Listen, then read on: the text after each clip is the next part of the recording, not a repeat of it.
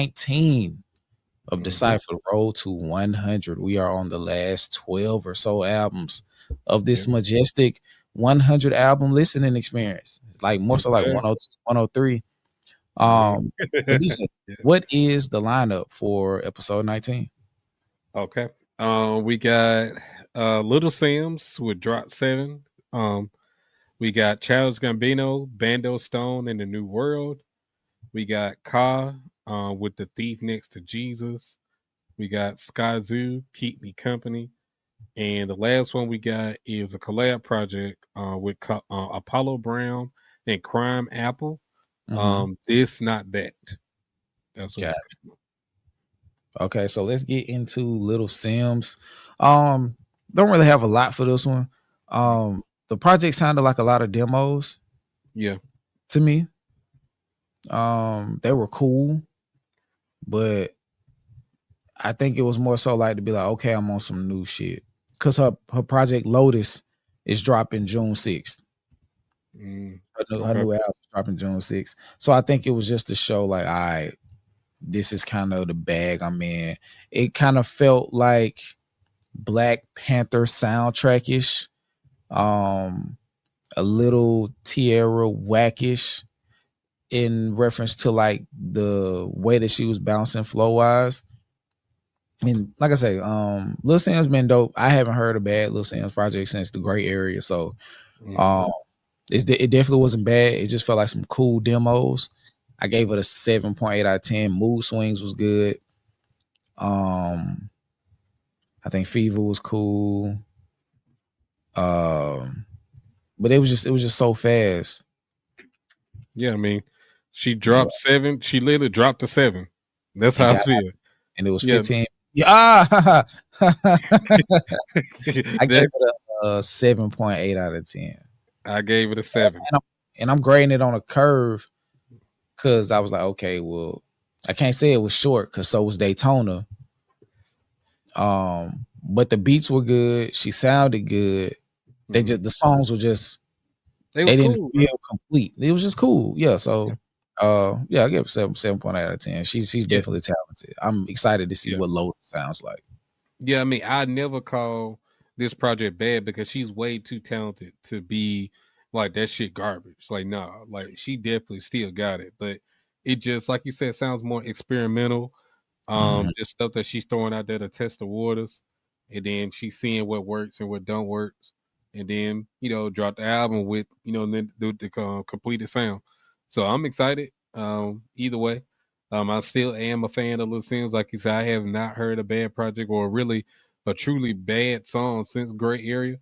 That's when I first got introduced to her as well. So solid project, but yeah, it's not nowhere near strong enough to make it to the next round. So gotcha. What we got next? This is an album that's definitely going to the next round. We got Childish Gambino, Bando Stone in the New World. And I ain't gonna lie to you, bro. He got it, bro. I want to ask you this. Out of the blog era, because he's a part of the blog era. He is. Where do you rank his discography?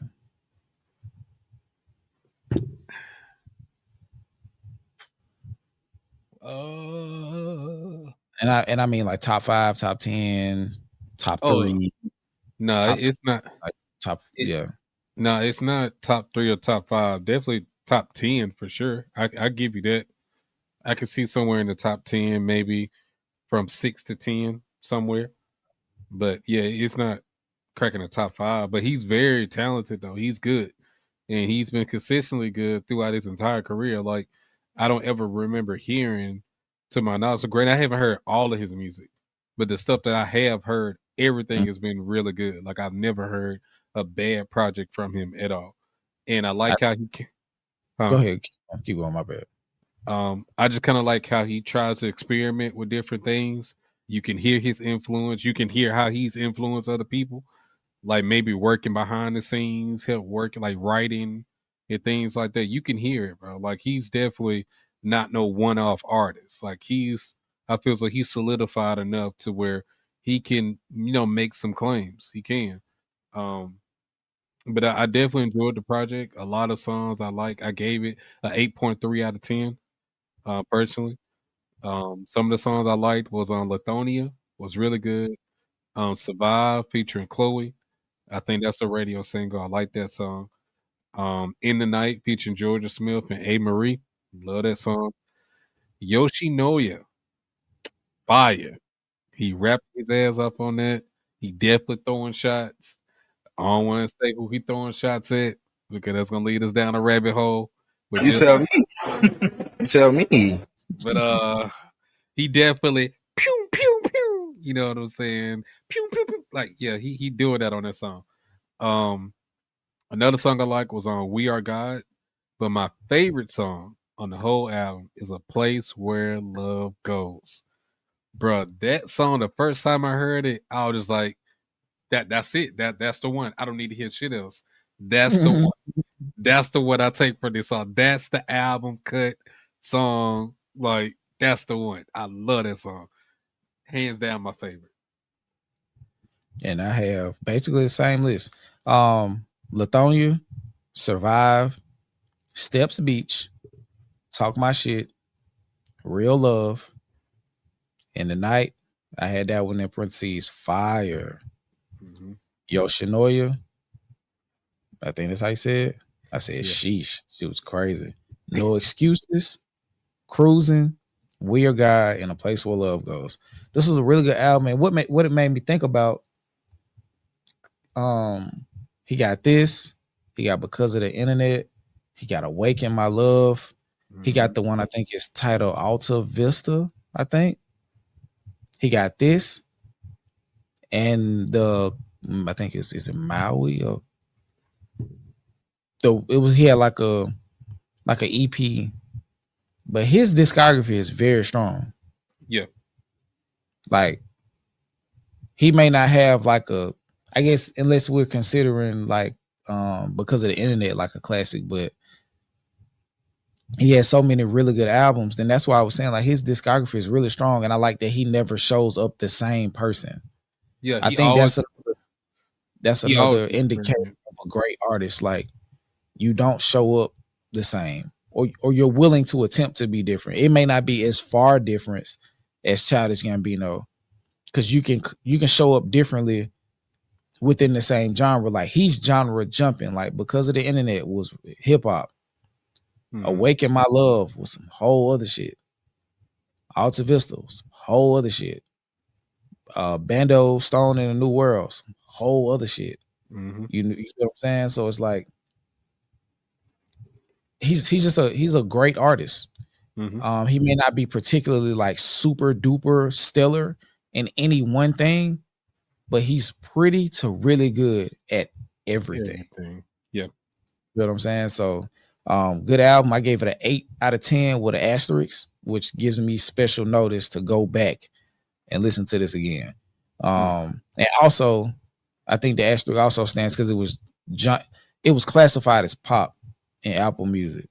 So, but once I saw that the album kept going, it's like, oh, he got rap on here. Because I think it started off kind of pop centric, but as the album goes, it comes back. And then I was like, you know what? Hip hop is pop. So whatever the fuck, but it was a good album. I definitely enjoyed it. So yeah, I gave it an 8 out of 10 with an asterisk. What we got? You already talked about favorite songs. Yeah. Do you have anything else you want to say on Bando song? No, I mean other than this making my next round for sure. Yeah, like it's definitely making my next round. I got a place for it. It's gonna be somewhere.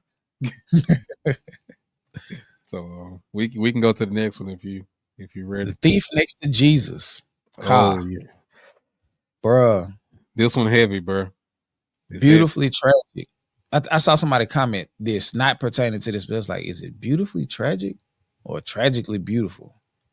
And knowing that this was the last album he put out before he passed, rest in peace to Ka. It's just like, damn, like a lot of these songs are so heavy with like that. Prophetic almost. Yeah, and it was like he sounded so weary. And I think that was the biggest thing. But some of my favorite songs, because then I looked up The Thief Next to Jesus, and when Jesus was being crucified, the thief that was next to him was very remorseful and repentant. And Jesus said, if I'm not mistaken, when you die, I'll have a place for you. Like, call back to what you were saying earlier.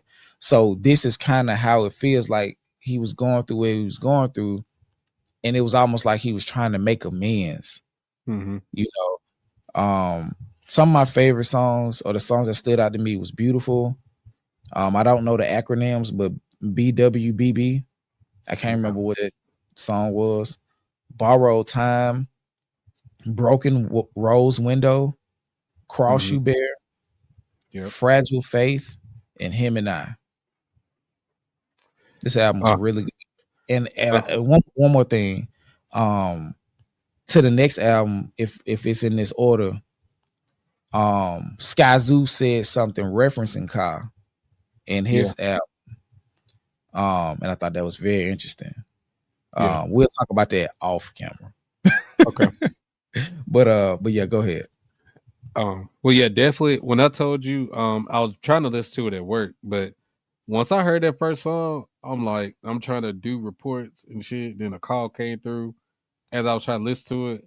Then I heard like, I was like, oh no, this shit heavy. I like, that's when I text like, bro, I gotta wait till I get home to listen to it. This sound like some heavy shit. Like, it ain't something that I can just listen and go. And I need to really listen to what he talking about. And I'm glad I did, because granted, I'm not really familiar with his discography really much at all, like his music.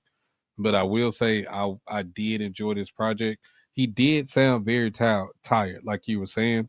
It's kind of like that whole thing where you don't really know what really like people are really going through until it happened. Kind of like the whole Chadwick Boseman type. Like, you could just tell, at certain points where he was kind of tired. When I look back at certain things that he would say and do in his interviews and media, you could tell he was kind of tired, but he was just trying to push through.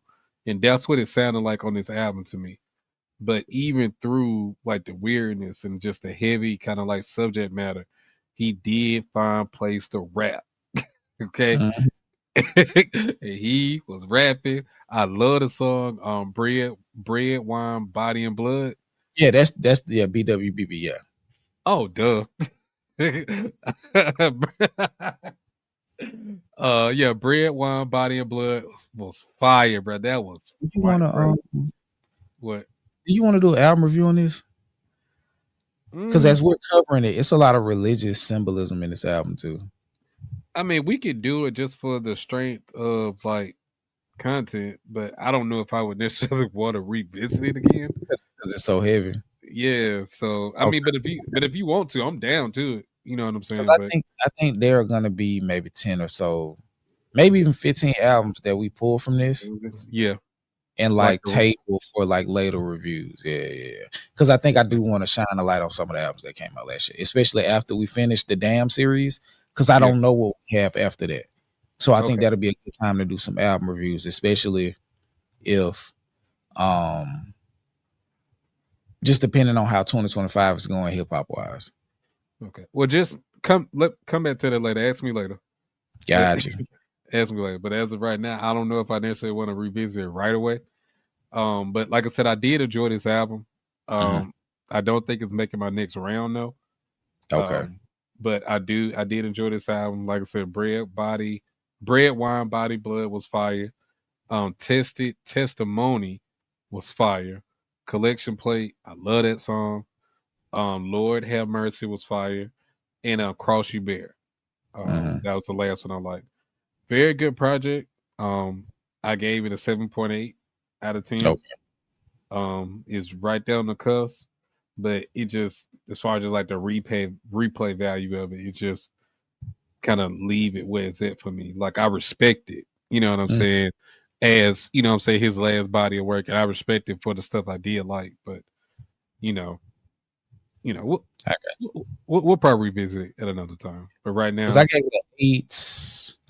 I gave it a flat 8 with an asterisk. Okay. So yeah, we kind of in the same spot. Yeah. I do think connecting the the threads. Like if we do go back into it with all the religious symbolism, I think that'll be like something interesting to share. But yeah, what we got next? Is it the Skyzoo? Yeah, you know what? Yeah, put it on the list. Let's do it because Okay. I'm all for open, like new. I'm all for learning new things and open to new information, and maybe actually doing a deep dive on the album make me like it more if I Okay. understand all the connections to it. So yeah, let's do it. Um, Got you. okay, but yeah, the next one is Skyzoo, Keep Me Company. and, when you said that it was certain songs where he's kind of rapping like Jay-Z, when I went back and listened to it again, that's all I heard. I'm like, oh, this nigga Jay-Z light. That's And the all. crazy thing is, throughout the whole album, he bigging up and referencing Nas. like got Nas interludes and shit. I'm like, that's crazy. Yeah. Like it really strikes me as like I think people like how they be like, okay, your rapper's favorite rapper. Yeah. I'm really starting to think that Nas is the rapper's favorite rapper. Yeah. You know what I mean? I think they be like, okay, Jay-Z the GOAT, like as far as like all of the shit that he did. But like if we talking about rap shit, like the who wrote the book on it, like for the generation that we grew up in and like 5 to 8 years to 10 years behind us, they look to Nas as the actual embodiment of that rapper. I mean, Like but Jay-Z GOAT because Nas, of everything that he did.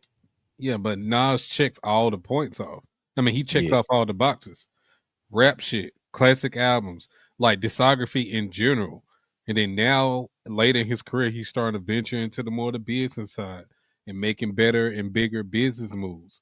He's fixed the production beats issues for his albums. Like I'm doing that in quotations, but Oh my God. he even fixed that.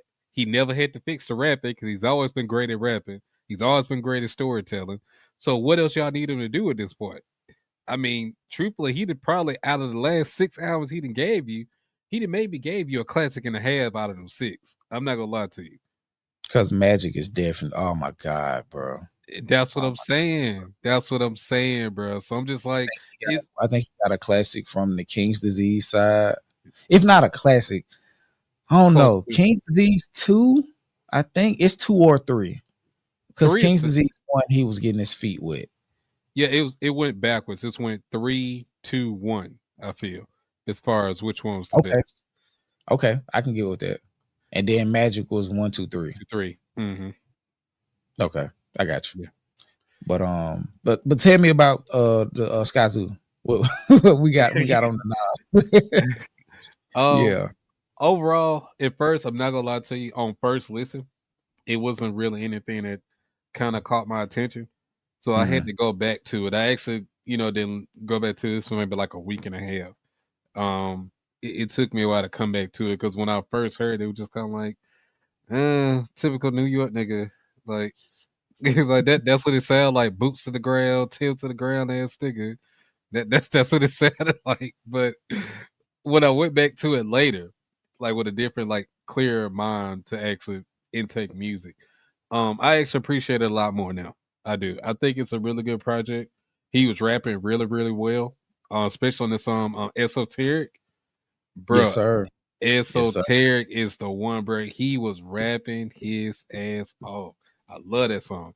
So, and I that's why, like, I love this Road to 100, us doing this, but also I kind of feel bad for certain projects because I feel like trying to listen to these songs and these albums in a vacuum like this, some of the albums may fall by the wayside unjustly in terms of their proper like just due. But overall, so I think this is a really good album. But it's not making my next round. I gave it a 7.8 as well out of 10. Look And at that. So did I. gotcha. Okay. And some of my other songs I liked was like I said, Esoteric was probably my favorite. Then Home Away from Home was fire. Allende, I think it's like say Allende at the March was fire. Courtesy Call was fire. Sleeping Beauty was I love that song. And Winds of the Father was really, really good. I enjoyed that Mhm. song as well. What about you? Community service, fires, finders keepers, home away from home, Allende at the march, DFSZ. I can't remember what that was. Yeah, Let me pull it up so I can properly. I feel like this is disrespectful. Give me a second. yeah, because I don't remember that at all. But when I heard the first song, Community Service, I was like, bro, he's rapping like whole from like the In My Lifetime Volume, era. yeah, Yeah, volume 2. like that. Yeah. Like Mhm. he's rapping from that era. So yeah, Community Service, Finders Keepers. It seemed like it started off very strong. Home Away from Home, Allende at the march, a drug-free school zone. Okay. Drugs for the customers. I did like Curtis the Call, Yeah. Esoteric, Hmm. Record Store Day, like um and I think Winds of the Father was cool. Jazz in the projects was just him trying to explain like how fire he thought he was. So like Yeah. I said, I gave it a 7.8 out of 10. The thing that hurt this album for me is like the hooks. Hmm. Um, so when you're rapping to that extent and you're not tying it home or bringing it home rather with the hooks, and you're concertedly making the effort to make hooks, it hurts the songs. Yeah. So yeah, 7.8 out of 10. I think the production was pretty good. The rapping was really good. The hunger was there. Yeah. Um, yeah, and I like the Nas homages like sprinkled in, but I like the whole homages like in the raps. So Hmm. yeah, so I did enjoy this project from Skyzoo. 7 out of 10. It won't make the next round, but Hmm. it could maybe possibly be something I come back to going forward. Yeah. All right. And the last project, That I'll be coming back to. yeah, we got Apollo Brown and Crimeapple. This not that, and I And agree. It's not. It's it's not. not that. This This was ramble rap. like this nigga think he's so fucking cool, bro. Like nigga, chill, dog. You not that nice like that, bro. Chill, bro.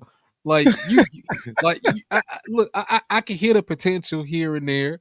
You know what I'm saying? But you not nice like what you think you are, bro. Like chill, bro. Like you one of the New York niggas that's at the bottom, bottom. And, Okay. he So was also rapping like the Alchemist. yeah, I didn't really connect to this nigga. However, it's not a bad project per se.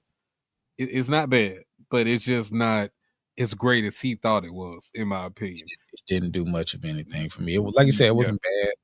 I gave it a 7.4 being nice. I gave it a Um 7, a solid because 7. I felt like I wasn't giving a lot of albums a 7. So I felt like it was gonna like, damn, you think it's trash. So I gave it a 7.4. I didn't even write down songs that I like from it. It's cool. It's Yeah, it cool. just, Yeah. I mean, the songs I did, I guess, kind of like was Surgery, Mis Amigos was pretty good. I do like that song. My Own Good was really good. Those two songs are probably the best two on the album. And the song Wonderful Feelings. That song was really good. But overall, there's nothing really too special about it. And then, like I said, just his braggadocious raps don't do it for me. It just I'm not convinced, my nigga. It just you're not convincing me, bro. So it just I'm cool on him, bro. Like I said, not Yeah. a bad album, but definitely not making it nowhere near the next round. And back to the Sky Zoo, he said in one of the songs, I think it might have been Esoteric, when he was saying that a lot of people not praising, a lot of people didn't give Kai his flowers because a lot of people like took their whole rap style from him. I ain't gonna say no names because I don't know the exact.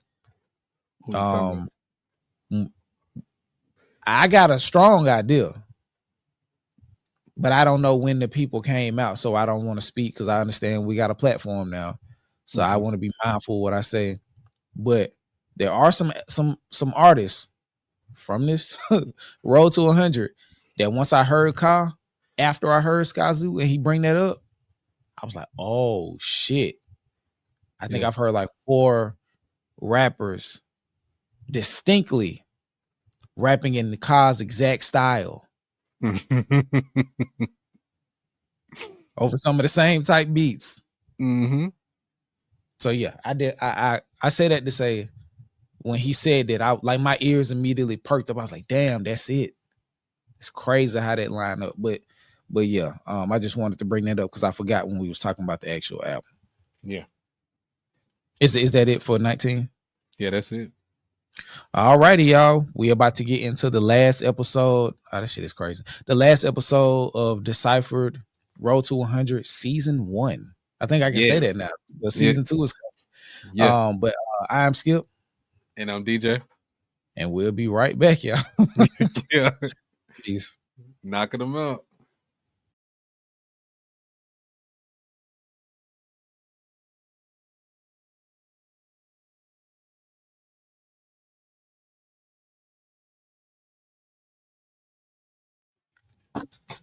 Hold on. Oh, yes, sir. It's time. It's time, y'all. We are here. Road to 100, episode 20, season 1. We are here, episode 20. Well, I'm so sick and tired of being sick, bro. Bro, go hit a round of applause, bro. Go and hit that button real quick, man. We did it, y'all. We went through 100+ albums from 2024 to get to our top 25 albums of 2024. And shit is beautiful. And we on the last 5 or 6 albums now on this episode. Yeah, 6. So we on the last 6 of this album. I mean this episode. So I'll go ahead and kick it off. We got Blue in Exile, Love, The Ominous World is the first album on the list. We got Mavi with Shadowbox. We got Earth Gang, Perfect Fantasy. We got Lyrical Lemonade, All Is Yellow. We got Kendrick Lamar, GNX.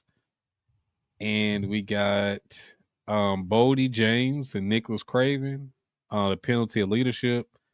And we got Nico Brim with Hughes as the last album of the list. Where we starting from? I'm gonna follow you. Bro, I ain't gonna lie. Let's go ahead and get the amazing one just out the way. Just go ahead because we already know where it's going. We just went to his concert 2 weeks ago. We was in there with the other Kendrick Lamar fans, you know what I'm saying? Having a great time. 1,000 of them, yeah. Looking at SZA, beautiful self on the screen, cheering ourselves on with all the other bots in the building. You know what I'm saying? Yeah. We became bots in that moment. You know what I'm saying? There's bots in there, man. I ain't gonna hold you. Yes, sir. So we got Kendrick Lamar with the surprise album from last year because we didn't know it was dropping. GNX Grand National, it's Grand National Tour, and that's what GNX. Oh, you talking about the album? It's Grand National. It's Grand. I don't know what the X stand for, but you gonna call it GNX. Okay, all right, GNX, bro. I ain't gonna lie to you, I already know this album was at least top 5, top 3 for sure. Top 5, top 3, any top 5 and not 5. Yeah, so it's already up there. But this album's amazing. First, well, not the first 9, but definitely one of the few 9s that I got. I give it a solid, maybe like a 9.3, maybe 9.4. I want to say a 9.5 to be honest. It's anywhere between 9 and 9.5, bro. I ain't gonna lie to you. So either way, I battled work today. I was like, because I will say this. Crazy enough, I think today was the first time I listened to the album front to back solely to enjoy it. Well, not even that. I just think it's one of the first times I listened to the album front to back without it being an expectation. not even that, because a lot of time I listen to it, I'm in the car. So I just haven't had even a lot of time to just listen to it front to back. What I was trying to say, without interruption. Okay. In an environment to where I could actually listen to it. Like, because if you're listening to it in the car, you know, for example, when we listen to Chromacopia, when we did our reaction, we're hearing shit panning, we're hearing small sounds in the background, and when you got headphones, they come a little bit closer to the front. You get to hear stuff in the mix that you don't normally hear. So it's like, oh, okay. Like, I'll tell you this is an example of how much I hadn't really attentively listened to it to hear like stuff beyond the stuff that you catch immediately. I didn't even know that it was raining at the beginning of Man at the Garden. Mm-hmm. Yeah, I knew that. But I'm just saying I haven't really just been able to go back to it, especially with the Road to 100. Like, I would listen to songs here and there, you know, like we're in the car, like we going somewhere that's 15 minutes away. That's like my son like Squabble Up, my wife like Hey Now, everybody like TV Off, and by the time we get in there, we probably heard Dodger Blue and Peekaboo on, and we at wherever we gotta go. So this is the first time in a long time today where I was able to listen to it front to back, and I have sole autonomy on the listening experience, and I was able to get through it without having to pause it much, without having to stop and do something else. And the reason where I'm kind of in between that 9.3 to 9.5 range, as opposed to just giving it a concrete score, is it's like two things. While it is concise, it's not cohesive. Okay. I can see that. I can. But the thing that counteracts, not necessarily erases, but the counter argument would be, which goes into Dre, shout out to Dre, his Thriller argument. While I don't necessarily agree in quality of song, I do agree that the songs feel like they can all stand on their own. And when you're listening to it in succession, it just feel like boom, boom, boom. I remember by the time I got to TV Off, I was like, what the fuck? Like, every song hits.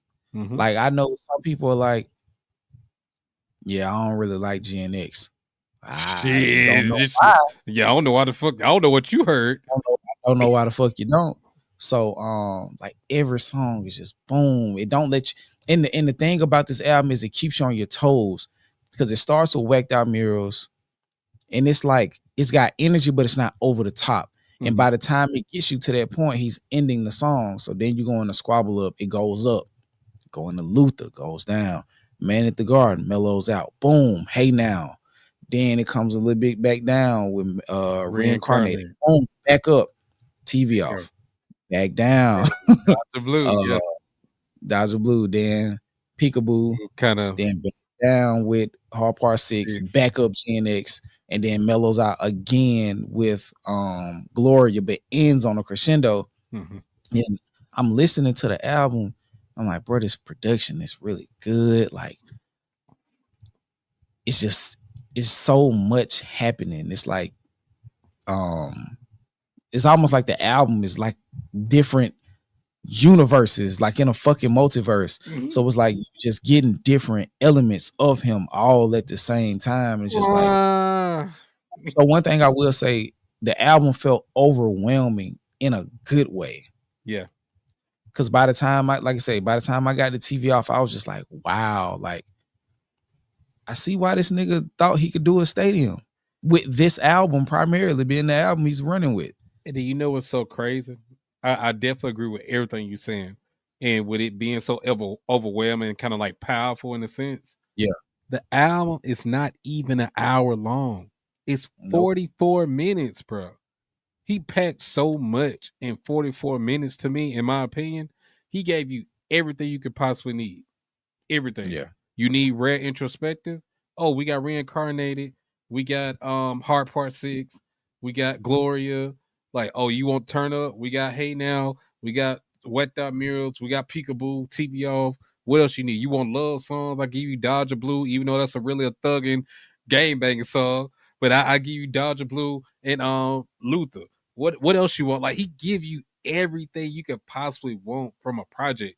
And I really like how it just shows Kendrick's versatility that people really sleep on. Like this nigga ain't made bops before. Like, this nigga can make bops. He has plenty of bops in his discography, and he can rap while making the bop. Like, he's rapping on these songs, bro. Like, I just He did not sacrifice that. That's one thing I definitely can appreciate. It's a fire ass verse on every verse on this album. yeah, and I don't It's understand. on every song on this album. Yeah, I just don't understand how people can't see how complete of an artist he is. He can literally do everything and don't sacrifice the quality. It can also give you substance at the same time if you're looking for it. Because a lot of people with N95, they totally miss what the fuck he was really saying in that song. They just hear it because it's a bop, and you know what I'm saying, it's kind of catchy. But y'all not listen to nothing this nigga is saying. This nigga saying that you niggas is fake. Take off all that bullshit and make you fake, strip you down, and build yourself back up. Like, y'all just not. It's crazy, but that's a whole nother thing. Because that album's amazing too. But this project, bro, I love this album. From the very first time I heard it to now, I haven't got tired of it. Going to the concert, not tired of it. I'm still loving the album the same way. So that's how I know this shit is good. yeah, Even though Luther come on the radio every 5 minutes, I love it every time I hear it come on the radio. Like, it's nothing wrong with this album. Like, this is damn near almost a perfect album. Like, yeah. I just wish, like you said, it was kind of more cohesive in the sense that, like, which songs flow into each other, or kind of bridges like that lead you into the next song. But honestly, I don't think he was intending to do that. I don't even think that was the purpose with this album, to be honest. Yeah, it was clear that Yeah. he was just like, "Hey, I'm finna hit him over the head with that shit." Yeah. Like, I'm in that mode. I got that energy. I'm already in the studio writing, bro. Just drop that shit. I don't give a fuck. Drop it. I know I got one. Drop it. Yeah, because I think and I also think with them being so far, I think the energy is cohesive in a sense. Mm-hmm. Well, of course, the energy is cohesive because it's a lot of, not even a lot. It's damn near 100% West Coast coded. So in tonality, it's cohesive. Thematically, it's not necessarily cohesive. Yeah. And as far as how the songs, like you said, how they merge into each other and create like that. So when you look at it from that perspective, it's not even probably, it's the least cohesive sonically. It's the least sonically cohesive album of his collection, even dating back to Section 80. But because even though what you gonna say? Do you think it's his most accessible? Yes, by far. Okay. I think by far this is his most accessible album.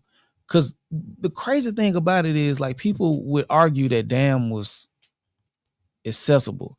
I think there were highly accessible songs. Yeah. I think Kendrick has did this thing where he can make a song that's like you said earlier, like, you just caught up in what you think the song or what you feel the song is. You feel what I'm saying? Like DNA. You just caught up in the shit being a bop. Mm-hmm. You're not listening. Like, people weren't listening. People didn't listen to Swimming Pools.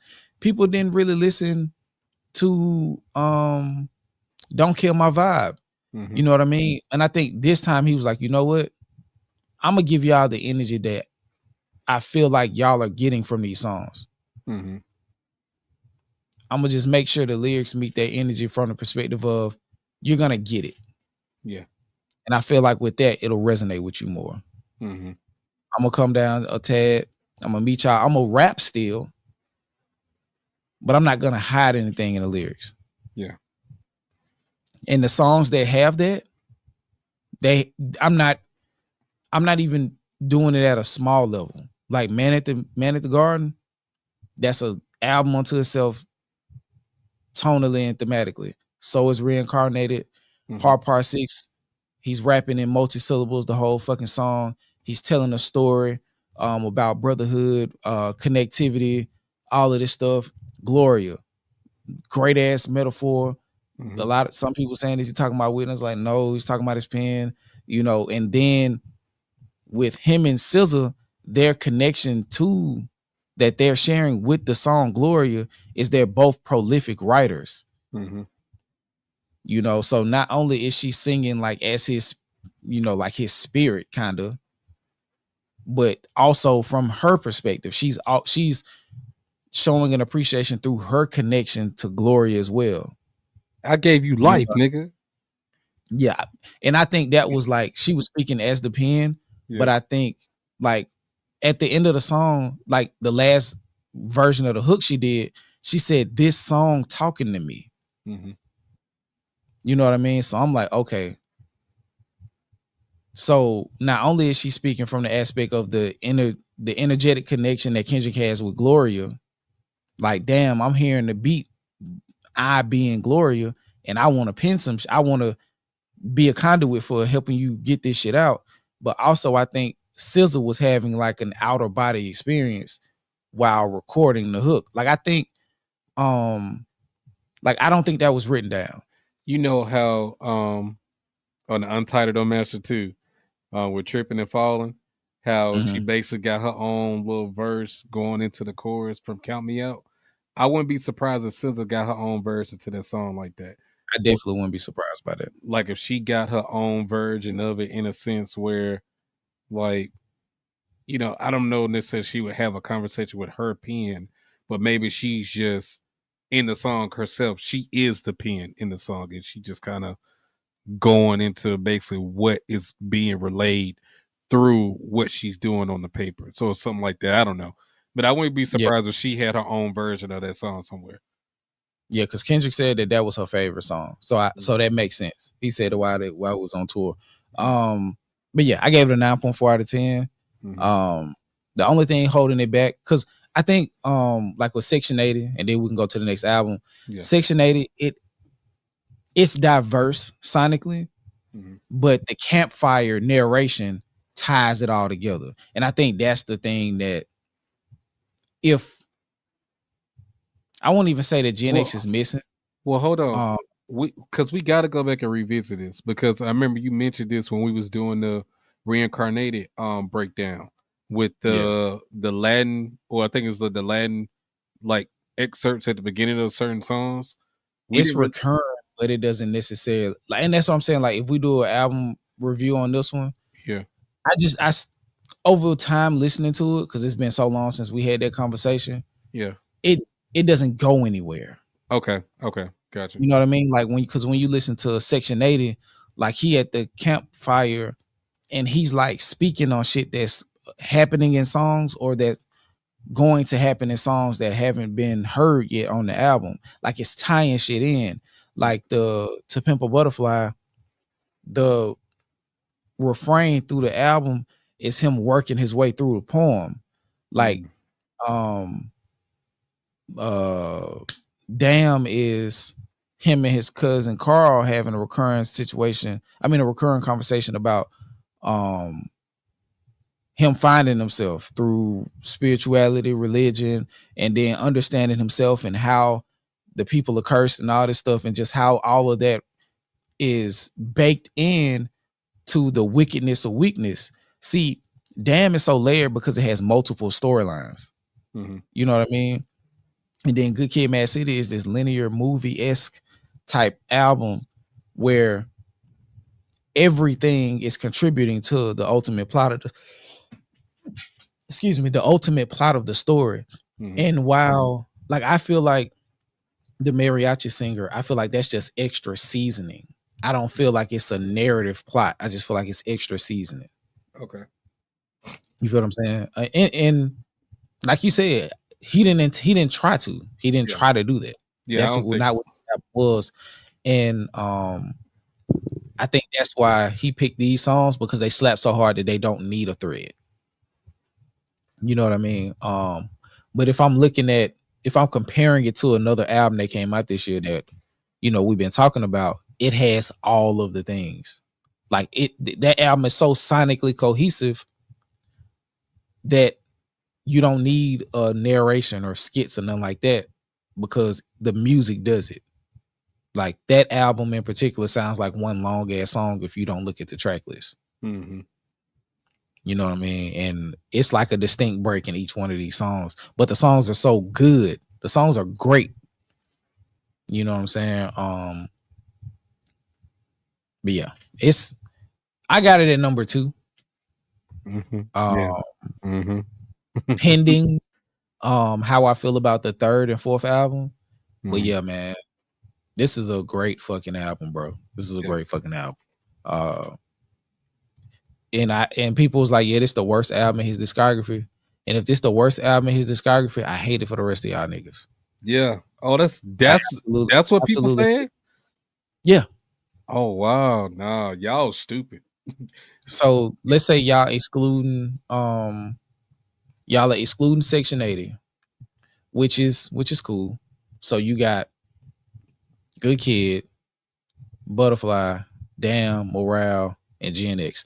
And if GNX is his worst album, that only means you're speaking to how great the other ones are.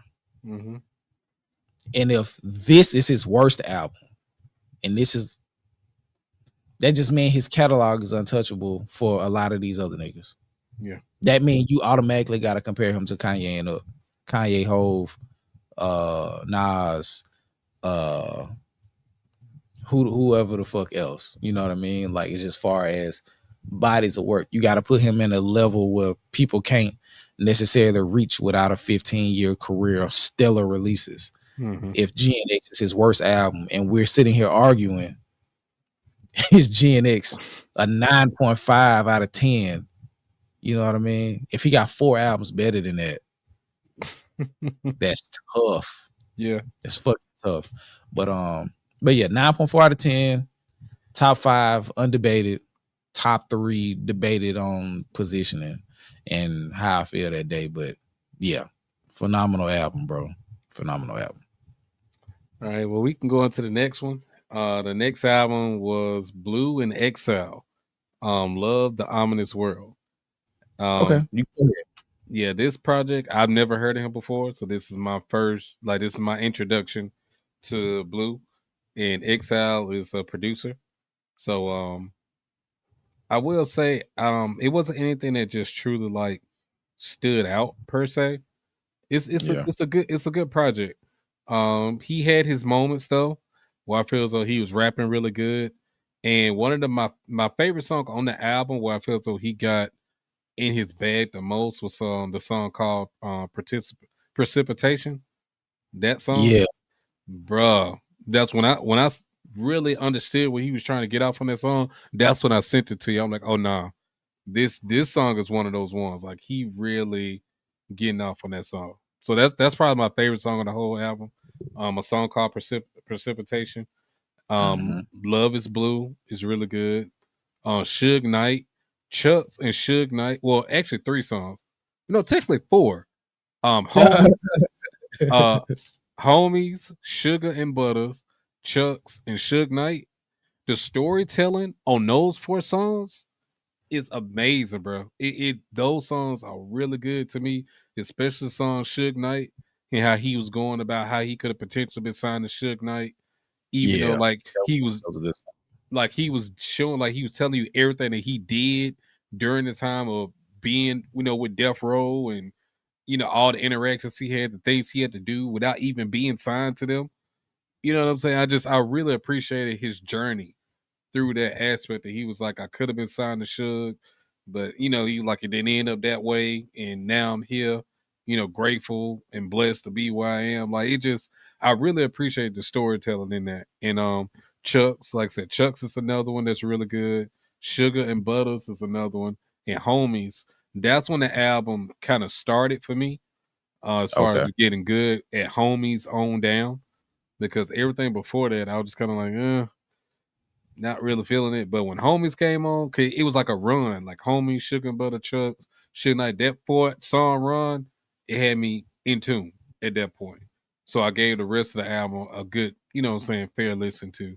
And I enjoyed it, but I don't see it making my next round though.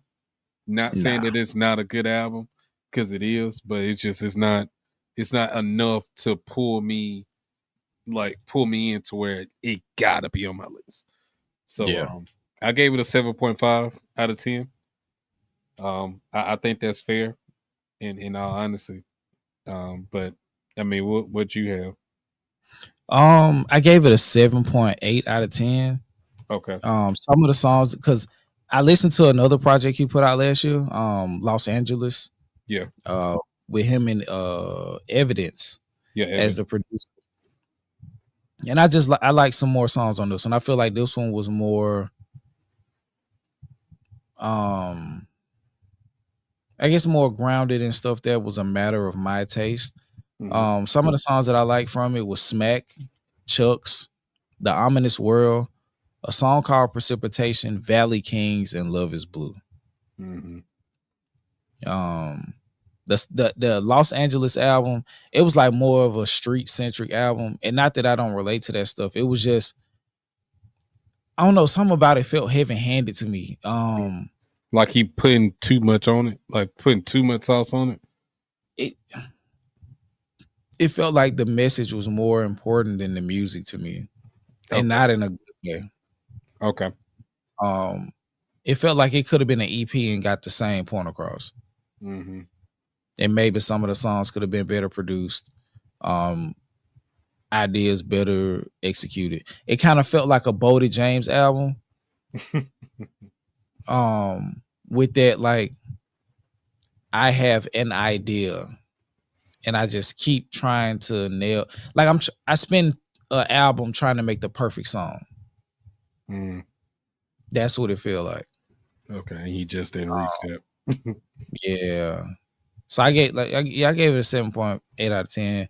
On the musically, it was better than Los Angeles too. Yeah. So I had a different reference point because you hadn't heard them before. So I'm kind of comparing it to the previous work. So but yeah, it's cool. It's not making the next round, but it was cool. Okay. All right. Well, that's because we can go to the next one. I'll let you take this one. We got Mavi with Shadowbox. Yeah, shout out to Mavi, man. Okay. Shout out to Mavi. To my people who like Earl Sweatshirt, I really think if you haven't heard of Mavi and you like Earl Sweatshirt, you're definitely gonna like Mavi. It's a lot of the same, especially like maybe an album like I Don't Go Outside, I Don't Like Nothing. I can't remember the name of the album, but it was one of the earlier Earl albums. I think he's more melodic than Earl. I think he has a better voice than Earl. And his voice is a little softer and smoother, which allows him to get, sound better, like rapping with those melodies. Like Earl has a more abrasive vocal tone. It sounds like he like that drunk home, but it's in your ear, like talking that shit. But yeah, I really like this project because one thing that I did take from it, like outside of like what I was saying about the melodies and stuff like that, like Mavi is fucking rapping. Mm-hmm. Like I like when people take like some of the old school tenets, like having the rhyme schemes, like having the ability to like picture paint and like modernize it. Mm-hmm. I love like that part of it when you can see where some of the stuff comes from, but you're appreciative of the fact that they do something to make it authentically their own. Because nobody owns the ability to rap in multi-syllabic structure. Yeah. So I was listening and I was just like, this is dope. Like he's getting this sad ass shit off. He's doing it technically well. These melodies are good. And these songs sound good. So I gave it a what did I give it? I gave it an 8.2 out of 10. Some of the songs I liked were a lot actually. Open Waters, I'm So Tired, Latch, The Sky Is Quiet, Drunk Prayer. I wrote that one before I finished the song. When he started to do the drunk prayer, that kind of like threw me off a little bit. Testimony, Too Much to Zeal, The Giver, and My Own Way.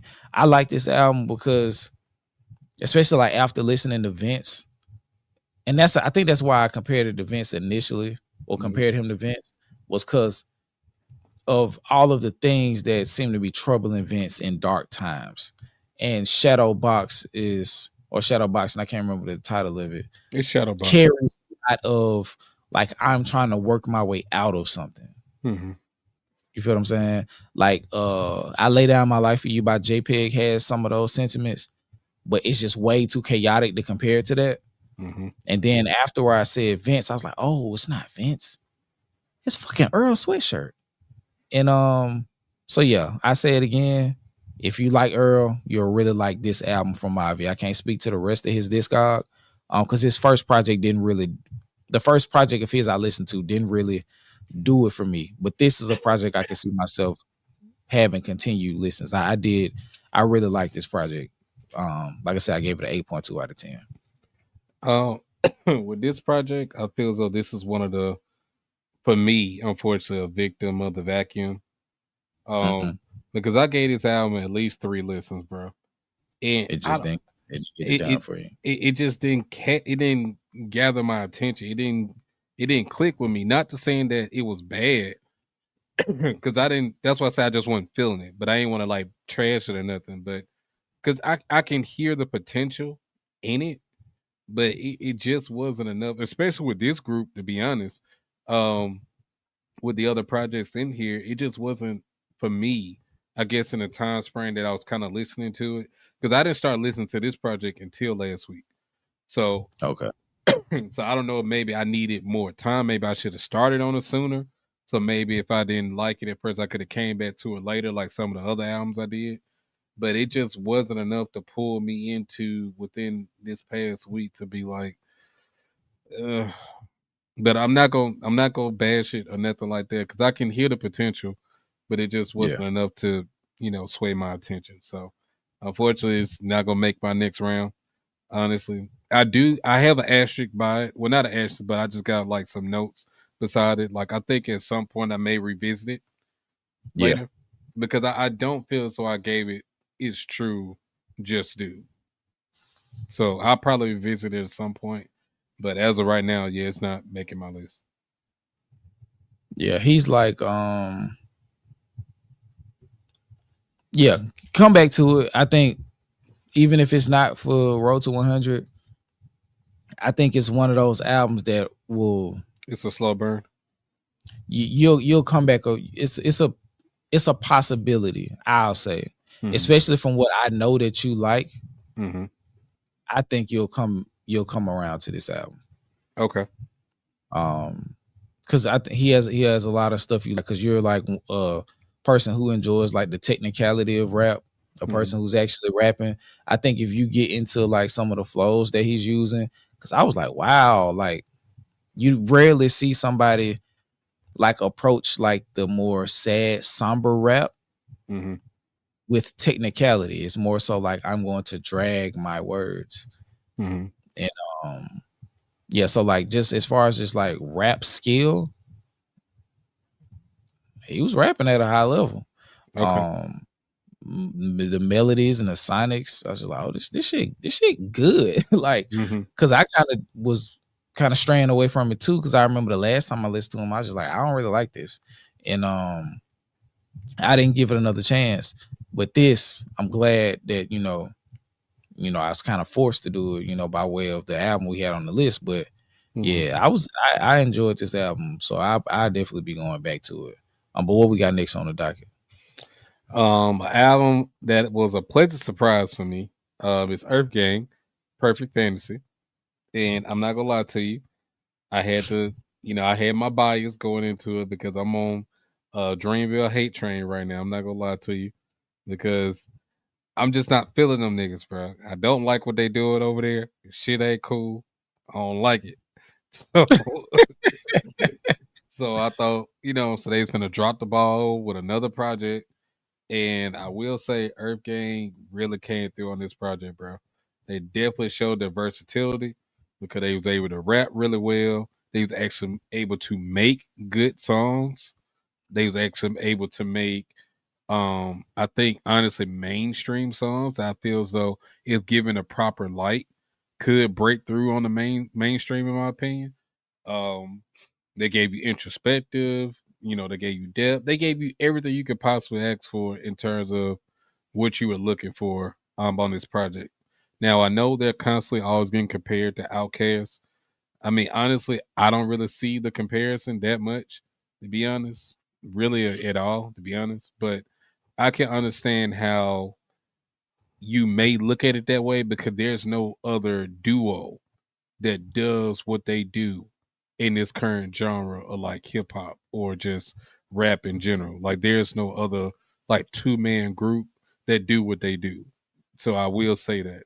And I think it really showed on this project. They both was able to show their strengths in this album. Yeah. And I really, really enjoyed it. I got back just in time for you to name drop Outkast. Yeah. And that's one of the biggest issues I've always had with Earth Gang. Mm-hmm. Since I started listening to them. I think the first project I heard from them was Mirrorland. Okay. That was 2019. And I think, well, I know as somebody who's like an avid Outkast listener, I know the exact moment, I know the exact song that has inspired like 88% of Johnny Venus's style. It was Bombs Over Baghdad. Mm-hmm. Like that high pitch screaming, like all of that shit. Like he is trapped in his appreciation and deep reverence for Stankonia Andre 3000. But Andre 3000 was so much more of an artist than that. Yeah. We got Aquemini, we got ATLian, Southern Playalistic, fucking Love Below, and I'm gonna bring that album back up. Idlewild. There's so many other styles of Andre 3000. Mm-hmm. And I'm just like, why are you so like, if you're going to be openly inspired by this man and influenced by him, why not grab more of his sound? And I say that to say, like, with this album, I feel like they leaned into the Love Below era. Mm-hmm. Well, I would say Johnny Venus did. He leaned into more of the Love Below aesthetic. And I feel like that's where you get a song like Deep Blue. Mm-hmm. And what's the other song? I think that on the hook they're like, Is It Real or something? Hold on. Is Osmosis? Maybe. Is it real? Don't get me to sing. Yeah, Osmosis. Okay. And but let me get to some of the songs that I liked. Deep Blue, Zone, You Gotta, Love You More, Bobby Boucher, In My Mind, Red Flag, Die Today, and Flavors of Karma. But yeah, I feel like they expanded their artistry on this album. 100%. In particular with the comparison to Outkast. Like I feel like they found Johnny Venus found the version of Andre 3000 that fit him the most, that he could take the most from. Like when I was talking about the Culture Vulture, what's his name? Euro Drew. Okay. Like bro, he built this whole style off of a particular era of Nas, a particular type of Nas. You know, and it's like you didn't even pick the version of him that best fit you. And that just makes it 10 times worse. You feel what I'm saying? Like, and you don't want to feature. You don't even want to feature, nigga. Insane. But with Earth Gang, I feel like, and Johnny Venus in particular, because I think the other guy, I don't know his name, but I feel like he's kind of who he is. Like he's like the guy that steadies the ship. Yeah. And that gives Johnny the ability to be as eccentric as he wants to be. And I think that's where the Outkast comparison comes in. Like you have one guy that's kind of like the bedrock, and then the other guy who's like willing to test boundaries and all of this stuff. And I just think this album shows that they found a synergy in an artistic zone where they both mesh better to me. Mm-hmm. And I think that created some of the better songs that were on this project. Like, I mean, I think I told you that. Like I said, this is the best Earth Gang project I ever heard. Like, Me I'm too. not gonna lie to you. Like, this is their best album by far, and it's not even close. Like, it's not a song on here that I don't like. Every song is really, really good to amazing. And another one of those projects where all the features work perfectly in tandem with them and the songs themselves. You Got It with Pharrell is fire. Love You More with T-Pain is fire. Bobby Boucher featuring Benji is fire. Perfect Fantasy featuring Snoop Dogg. I know you said this isn't, said the best Snoop Dogg, but I still liked him on this song with them. Honestly, I think he still did well enough to not bring the song down. So I really like that song too. I like Die Today. I like Osmosis, and I like Deep Blue. Those are probably the songs that I really enjoyed the most. So when you sent me Deep Blue with the emoji, I'm like, yep, he get it.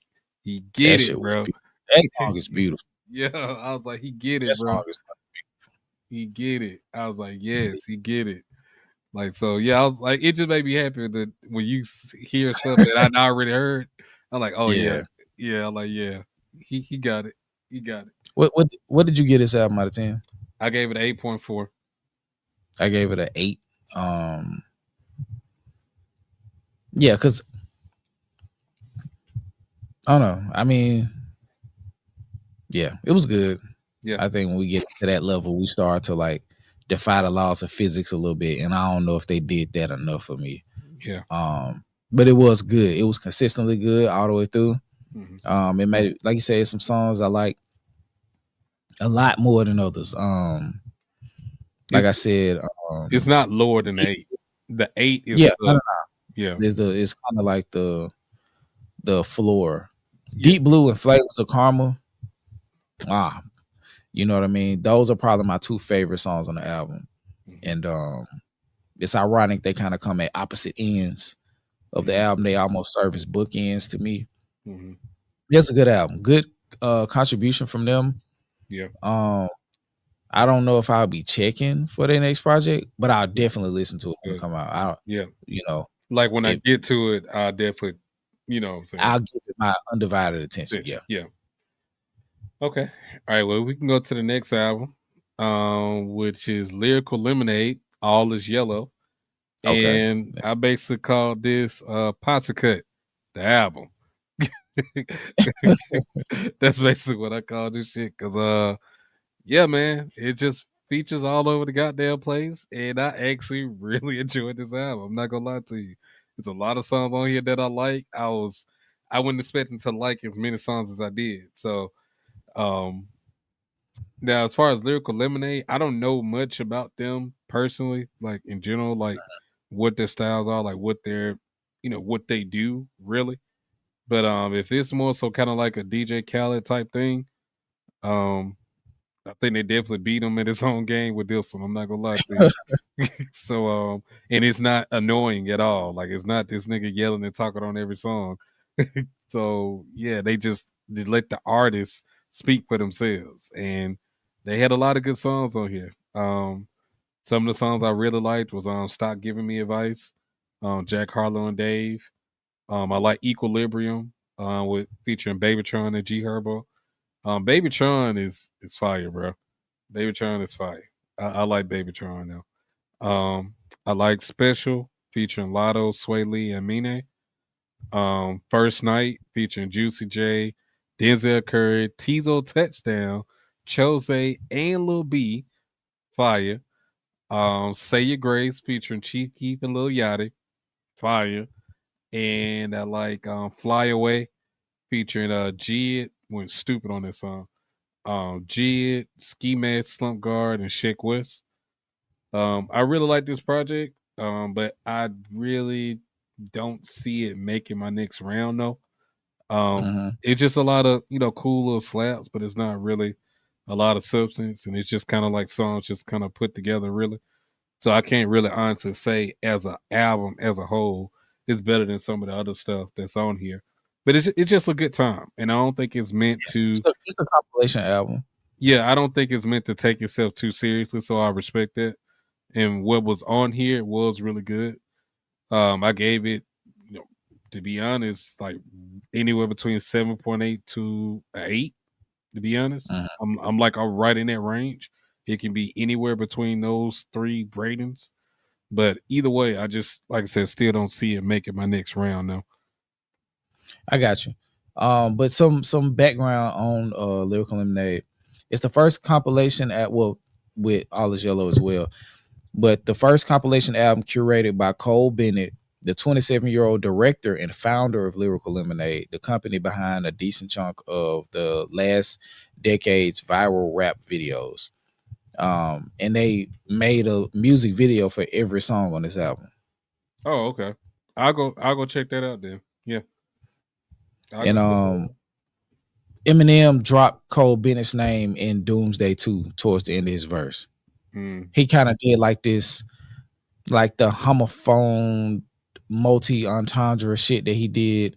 That people swear up and down there was a triple entendre in Fuel, but he said I've been at the level that Cole Bennett, and he referenced Cole Bennett too. So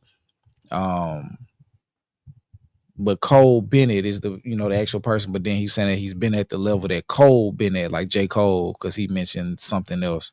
So but yeah, it was cool. Some of the songs that I liked, Special,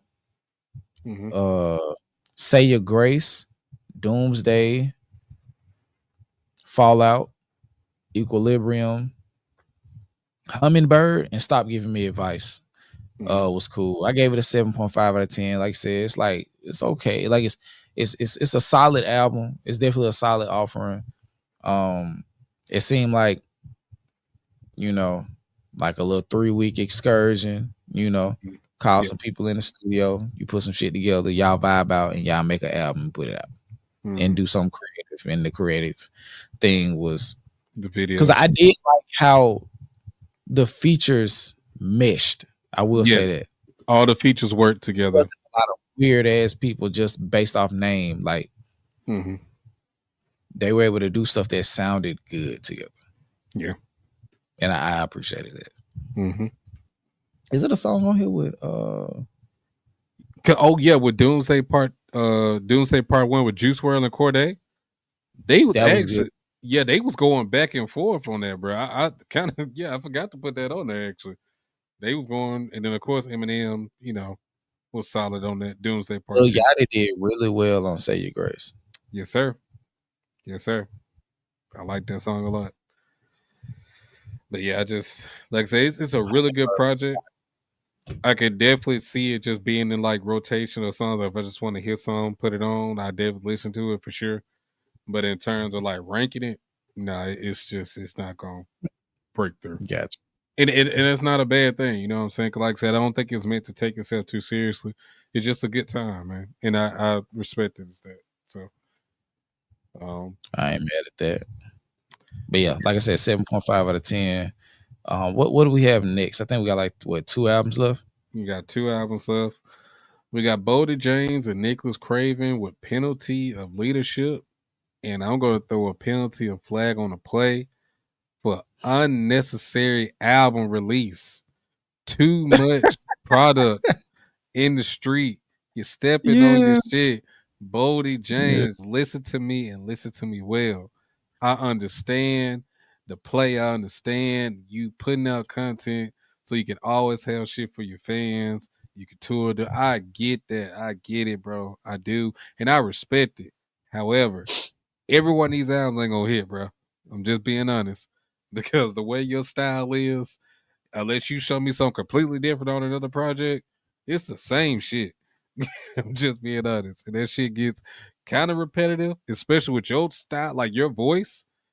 like being just so monotone. It's kind of like, And bro, his pacing. it's really slow. So I'm just like, I've heard you better on like 3 other albums already. Like I've heard you better. Like I've heard you rap better. I've heard the beats, the selection, like Nicholas Craven. I just didn't really like any of the beats on this album. They didn't really grab my attention at all. I really don't have any like favorite songs here on this one. This is one of the throwaway ones that I think he could have kind of kept, to be honest. But I mean, I still like Boulder James, but this just wasn't the one for me. I didn't even Yeah. give it a I didn't even give it a rating. I'm just like, this shit is boring. Damn. This shit is fucking boring. I'm good on this shit. Nah. Yeah. I just think, bro, he's so monotone. His voice, like his pacing is so slow and deliberate. It's just, if you're not a Boulder fan, you're not gonna like it. Yeah. And I say that with all due respect. Like the songs that I did at least feel like writing down. Because I don't know if I necessarily just liked any of them. Well, no. I think the songs that I did like were the songs that the production changed. Because he's rapping. It's just, if everything is gonna be at the same tempo of illegal search and seizure, I'm gonna just go listen to illegal search and seizure. But Jack Frost, Evil Genius, Murderous Tendencies, no pun intended, and Brand New Chanel Kicks, I gave it a 7.8 out of 10. Because like I said, like at this skill level that he's at, he has a moderately high floor. It's just not a lot of room between the floor and the ceiling. Yeah.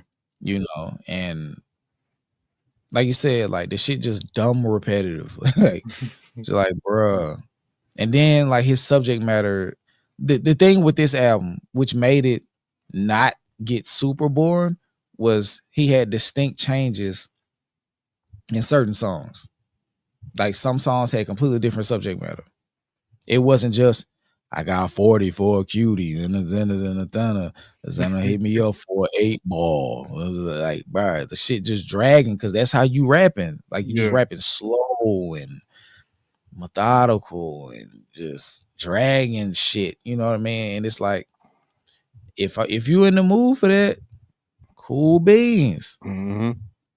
But if he not, he definitely got enough shit, to boy. satisfy. If you in the mood for it, he got plenty that you can go to. Cause I think he dropped like I think he dropped maybe what 3 or 4. I think like 5 albums last year, and he already dropped he done dropped another 5 this year already. About to drop another one. Another one is coming. I say that he already got shit that you could pre-save for the next project that's coming. So he working on album 6. It's only that's May. like 7 hours of Boulder James in the last year. I don't think I want to hear 7 new hours worth of albums from my favorite artist of all time. That's a lot of fucking music. It is, bro. It is. And in order to, and like I said earlier, like you spend the whole album trying to make the perfect song. That's what I'm gonna start saying when like some shit repetitive. Like I feel like you spent the entire album trying to make the perfect song. And then on top of that, it ain't like the album short. All these albums are at least 12 to maybe 14 songs a piece, bro. I can see if he was dropping like Ransom, where he'll go and drop like a 6 to 7 song project, and then he'll drop a 10 song project. Then he'll go back and drop another 6 or something like that. But bro, this nigga know he go fully in every time. He dropping like I said 12 to 14 every time. Sometimes even more than that. Yeah, I'm trying to get you out. Like, nah, dog. I'm good. Like, this is definitely my least one that I like from him. And I think we reviewed 3 albums. Well, this will be the 4th one from this Road 300. Yeah, I mean, I know it was multiple for sure. And this was the Everybody Can't Go. Yeah. That's another one. Person that we reviewed multiple albums. So yeah. But the crazy thing about him, he got better as the year went. He did. He really did. So by the time we got to his features on West Side Gun, I was like, bro, I like Benny again. Yeah. You know what I mean? But let's get to the last album, bro. Yeah. And this, Huge by Nico Brim. yeah. And I feel as though this is another one of those ones that got victim of the vacuum, to be honest. Because I really think this album is good, but I don't think I had enough time with it. I definitely think there's more to it than what I was able to really gather from it. But I will say I do like the way he raps. I like the way his rapper voice sounds. I think he has really good potential in terms of being like an all around artist at some point. But I don't see this album making my next round. But it's not due to it not being good. It's just like I just don't feel as I had enough time with it to where I could really break it down and be like be able to compare it properly to the other projects. Because I just started listening to this album Saturday. I started Gotcha. listening to this album for the first time. And I listened to it 2.5 times because I didn't listen to the last time I listened to it. But I did enjoy it. What I did was able to gather from it. I gave it a 7.8 out of 10. I think it's close enough to an 8, Damn but it, it's just DJ. it's not there yet, unfortunately. At least not Yeah. for me. Same as that score. Okay. And Same as some of the songs I enjoyed was Key to Life, was fire. He had a Robert Glasper line in it to open that shit up. Bro, yeah. he caught my attention real quick. I'm like, excuse me? What'd you say before? What you say? Oh, okay. I'm listening. What else you got? So yeah, I really like that song. Key to Life. Dire Legend featuring Corey Guns was good. 280 Benz featuring Armand New Dance was really good. I like Change. The song Change was really good. And I like Southside Sundays. That was actually Yeah. one of my ones. I didn't like it first, but then came around to later on the last listen. I was like, okay, no, this song is good. I like this song. So but yeah, like I said, I think it's just a victim of the vacuum. And I probably will revisit this album again at some point because I did like what I heard for sure. Yeah. Like I said, I gave it a 7.8 out of 10 as well. Mm-hmm. The songs that I liked were Spirit. He, if I'm not mistaken, he opened up his set when he was the the last opening act at the Rhapsody show. Yeah. I think he opened up with Spirit, which is his intro. Mm-hmm. Southside Sundays, Marley's, For the Company, Make It Home, Change, Key of Life, Die Legend, The Man, and 280 Benz. I think there's an element to his song making that shows a lot of promise, Mm-hmm. or that shows promise. And there's a lot of room to grow in that. Yeah. But I do like what he demonstrated on this offering. He's relatively young from what I can tell. Yeah. Yeah, so there definitely is room to grow. He can rap. Yes. He can rap. The reason that made me want to listen to him was hearing him on the Raw interlude. I was like, yeah, he's talented. But when I saw him live, there's a fire like in his spirit when he raps that allows him to project in a way to where if you haven't heard him before, just hearing him rap, you feel connected to his artistry. So I was like, yeah, I gotta buy this. I gotta support him. Like, you know, so when I heard the project, I was like, you know, there's definitely room for improvement. But he's definitely talented. So it's just about how he finds himself going forward. And I think if he can break through a couple barriers songwriting wise, he can be very dangerous as far as being a good a great artist in his era, because he's definitely very talented. Him and one thing about him, and I'll say this to end up in my portion, his speaking voice and his rapping voice are completely different. Like he almost sound like two different people. So that shows me he has the ability to live in these different octaves. Yeah. You know, so that tells me he can do a lot more with his voice, because his speaking voice is pretty deep. It's fairly deep. And you know, when you hear him rap, like he's not rapping in his nose, but the pitch is higher than when he rap. Like, I mean, when he talk, like his voice is deeper than mine as I'm talking now. Yeah. But when he rap, he's like, then it out to live about it. Mhm. It's like he might be actually rapping out his nose. But yeah, he can. He's talented, man. I like the way he thinks. He reminds me of early J. Cole as far as like but I can tell he actually know. Damn, J. Cole finna catch a shot. But you can tell he actually knows like the shit he's alluding to. So Yeah. the interest for me in Nico Brim is seeing how he fleshes out some of the ideas that he drops as nuggets in his songs. Okay. I think that lead to a great series of projects. Mhm. But yeah, man. Yeah, that's it. That's all I got, man. So now it's time to really make the decisions, make some cuts. And we can go ahead and get this top 25 really going now. We've been through all the albums that we had on the list. If we did miss an album for whatever reason, y'all, charge us to the game. You know, or don't hold it. Yeah, like, you know what I'm saying? Don't hold it against us. We did the best we could. There's no way possible we could have tackled every project that ever released last year. That's not possible. Yeah. But we did, I feel so we did a really good job with tackling a good majority of the albums that came out last year and a good batch of artists that we know and artists that we know but not necessarily super familiar with, then just totally and also totally obscure artists that we've never heard of before. I think we had a good balance of that. So I think we can honestly say from a place of real perspective or just like work, like we actually put in the work to be able to give a good enough opinion on what we feel as though the best albums were from last year. Like we just not talking out our ass and ain't heard no more than 8 albums. Like no, we really put in the work and listen to a lot of different types of albums, a lot of different type of styles. So I mean, so I think we'll be able to make a good list, make a good argument. I know for a fact we're not gonna have the same list. I know that. Oh no. I know we not.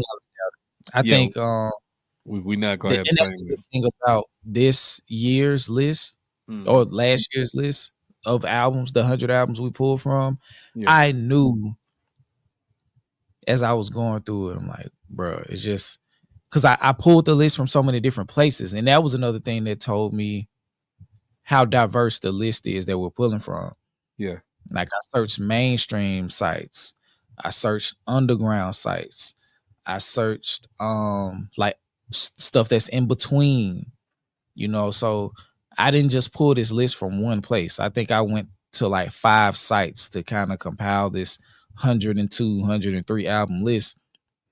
So we kind of canvassed the hip hop space because as you can see, Bob Villain isn't even from America. Mm-hmm. You know what I mean? So I mean, without having a research team, I feel like we did relatively well canvassing the internet streets to find what people were considering albums of note, and just standard release schedule. So yeah, we'll be doing season 2 probably the last 3 to 4 months of the year. Mm-hmm. Or 4 months. We'll probably start at the top of August. Yeah, and that way we'll have August, September, October, November, December. And that'll put us on the 5 month that we had. But if we work it out a certain way, it won't be as stressful as it was because we'll still have January to actually drop it.